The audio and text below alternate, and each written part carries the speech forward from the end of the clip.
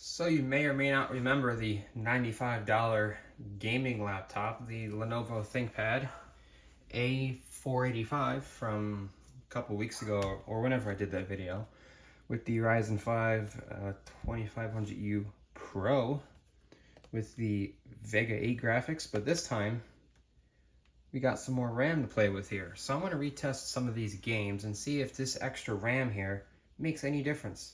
And also, I didn't do this last time in the last video, but I downloaded Ryzen controller to pretty much give the GPU some more room for, higher frequency.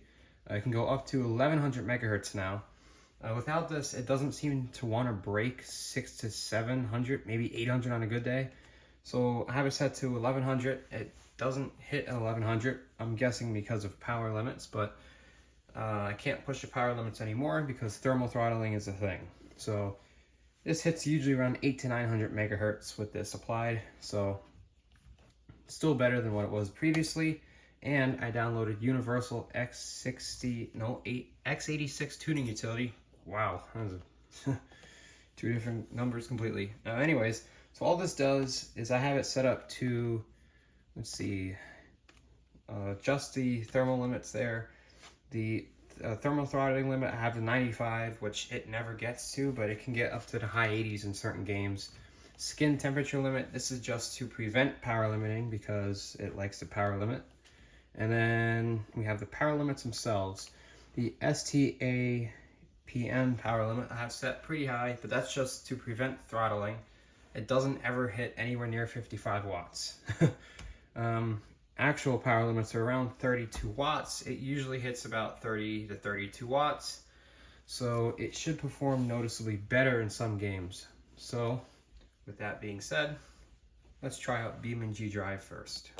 So while we wait for this to render in, because apparently every time the game updates it has to re-render every single map, I figured I'd tell you a couple other games I tried off camera. I didn't bother recording because it really didn't work that well. I tried Call of Duty Black Ops Cold War and Modern Warfare 2019. Both games were, well, okay. Were they playable? Not really. Cold War ran at around 30 frames a second, so not really playable for an FPS game like that. Modern Warfare 2019, on the other hand, ran at about 40 to 50 FPS, which I guess could be playable for some people, but most people, that's just not playable for an FPS game. So, like I said, I didn't bother recording it because of the, well, performance issues, but I did try it, and it didn't work very good. Alright, so BeamNG Drive, it actually looks like our GPU is actually hitting 1100 megahertz now. We're sitting on about the same FPS, though, as I think we were last time. But I think last time I was on, there we go, auto parts. I think we were over here last time. Yeah, I was. So frame rate wise, it's actually very similar, which is kind of weird because this GPU clock is definitely higher. Let's try 1200-ish and see if maybe that will make it a little bit better. And no, it's still 28, 29 FPS. So GPU, we might be able to see it up there in the corner. I got MSI Afterburner working. We're sitting at 1100 megahertz. Thermals are pretty good actually for, well, a laptop, I guess.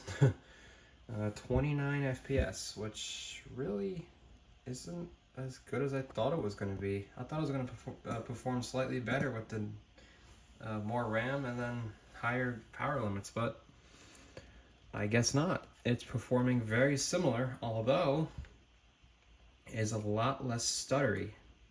As I say that, it starts stuttering. Okay, that's pretty ironic. Yeah, let's pretend that never happened. Either way, it does seem like it is running smoother for the most part. It's not stuttering anywhere near as much as it was. This is on the low graphics settings. Take my word on it. I'm kind of on a time crunch, so I can't really be showing everything specifically, but it is on low settings. But overall, it's actually running pretty much identical, which is kind of surprising. So anyways, let's move on to the next game, shall we? Okay, so here we have Farming Simulator 19. I don't think I tried this in the last video. honestly, I don't think this game would have seen much of an improvement anyway. It's just kind of an excuse to make another video because, well, why not? These are really quick setting checks. Medium preset with a couple things on high and one thing on low. Honestly, this game doesn't use a whole lot of RAM. This game will run fine on many systems. This game runs perfectly fine on a GT 1030. This game runs on a Vega 3 laptop, for example. So this game really is not that hard to run. Now, although I didn't test this in the last video, I think I just mentioned this like a minute ago or whatever, but I don't think this game would perform much different anyway, even before the GPU limit adjustment. That is because, well, it just doesn't seem like this game really benefits much from increasing GPU clocks. It could just be a memory bottleneck though, because this GPU, this iGPU, is using system memory, so it is shared. So that does create a bottleneck with these iGPUs sometimes. So my theory is some of these games that are not benefiting from the higher GPU clock speed, I'm willing to bet it's probably a memory bandwidth issue, because what else could it be? Oh my god, this is running a lot better actually than I thought. Yeah, never mind. I had actually tried this off, yeah, that's right, I did try this off camera. I tried this off camera before I did the GPU clocks, I just remembered. This was running at about 40 to 45 FPS. This is running at a solid 60, pretty much. Wow, I was wrong. I did actually test this off camera. Holy shit. Yep, I'm just dumb. Yeah, I'm dumb. But this is running a lot better than I thought it would. Although that GPU clock is bouncing around a lot. It's going down to 400 megahertz, supposedly. Like that, but it's not making a difference. I don't know. That's a pleasant surprise. I didn't think it would run that much different, but I lied. It does. So yeah, I'm gonna try Wreckfest, and I'm not gonna bother with Roblox or YouTube because that's not gonna change much from RAM or GPU clocks, because Roblox is not hard to run. So I'm gonna try Wreckfest, and then yeah, I'll do the end of the video, outro, I guess. Now, one thing I forgot to mention on Farming Simulator is different maps will vary with performance. Maps with more vehicles and stuff going on will cause your FPS to dip. Now, this save game I just tried was the same one I tried previously. I forgot about until, well, middle of the clip, I think it was. But that same save game is the same one as I tried before, upping the clock speeds. So here we have Wreckfest. Now, Wreckfest I did indeed try. I do remember before the clock increase. And RAM, actually no, not before the RAM, just before the clock increase. Now, I can tell you right off the bat, it's going to vary depending on the map and how many vehicles are on screen. So this really isn't exactly an apples to apples comparison. Now, the GPU, as you can probably see, maybe not, is sitting at pretty much 1100 megahertz the whole time, which is more than I was expecting, because a lot of times it dips down into the low like that. It dips down a lot more into the 900 to 800 to even 600 and 700 sometimes in megahertz. So I don't know why, but it is running better in terms, well, not that, I should say the clock speeds are staying higher than they usually do, which is interesting.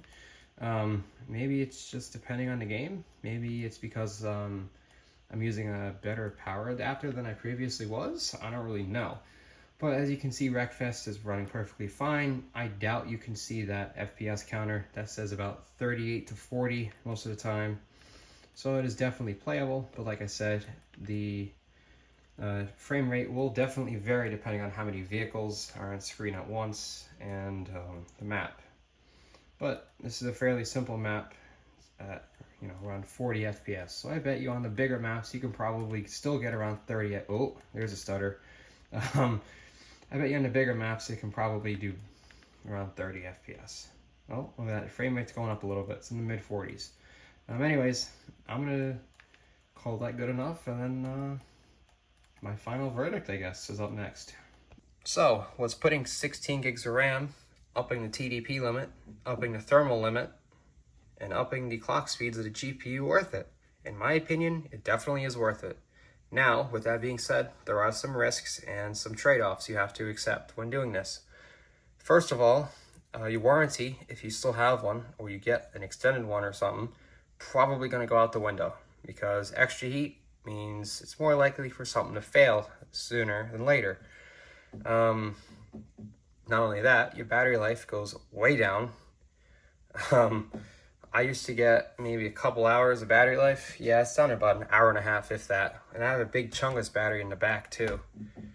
Upgraded from the stock 20 watt hour, I believe, is up to 50. So I have a decent sized battery in there too, and it just drains it. Also, speaking of thermals, there's one little fan and one little heat pipe. Just isn't enough to cool this thing on hot days. A couple days ago, it was about 90 degrees in this room. And with that being said, the processor was running at about 90 degrees Celsius, not Fahrenheit. Now that's pretty toasty. It's not quite thermal throttling, but personally, I wouldn't want to hold a processor or anything there for a long period of time. That's not exactly great for them, but they'll still run on it. So yeah, this is kind of a do it at your own risk kind of deal. Sure, the processor does have built-in safeties, but that doesn't always mean that they're going to work properly. So if you do these power adjustments and thermal adjustments and GPU adjustments, this is at your own risk. I'm not responsible. Nobody is responsible but you. You're responsible for all this because it's your computer, not mine, not anyone else's. Keep this in mind if you do this. Anyways, with that being said, it is worth it though. It is definitely worth it. Frame rates are definitely improving on some games, unlike BeamNG Drive, where the frame rate did not really improve very much. I'm guessing that is because of a memory bandwidth or something along those lines. So with that being said, if you've made it to the end of the video, congratulations. Not many people do. And if you liked the video, give it a like, subscribe, share, and comment if you have any questions, criticism, or anything. Feel free to let me know in the comments. See you in the next video.